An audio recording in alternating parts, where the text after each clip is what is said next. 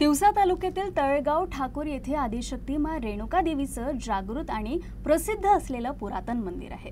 रेणुका माता ही भक्तांच्या नवसाला पावणारी आहे। नवरात्री निमित्तानं मंदिर परिसर हा भाविकांच्या गर्दीनं फुलून गेलाय।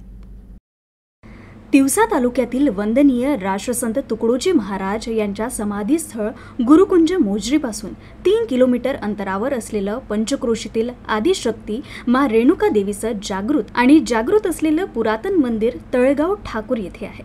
या मंदिराची ख्याती फार पुरातन स्वरूपाची आहे। मंदिरातील श्री रेणुका देवीचा इतिहास पाहता असं लक्षात येतं की देवीचं हे जागृत स्थान आहे।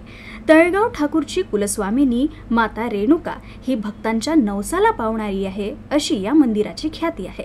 या मंदिरात भक्त मंडळी दूरदूरून मातेच्या दर्शनासाठी येत असल्यानं मंदिर परिसर गर्दीनं फुललेला असतो। मंदिराचा परिसर स्वच्छ व मनमोहक असून मंदिर परिसरात प्रथम दर्शनी दिसणारे विठ्ठल रुक्मिणीचे पूर्वाभिमुख मंदिर, राम मंदिर, श्री दत्त मंदिर, पुरातन असे श्री हरिहर मंदिर, श्री जगदीश महाराज मंदिर, पुरातन मस्ताराम बाबाजी धुणी आणि पुरातन आखला याचा अद्भुत संगम दिसून येतो।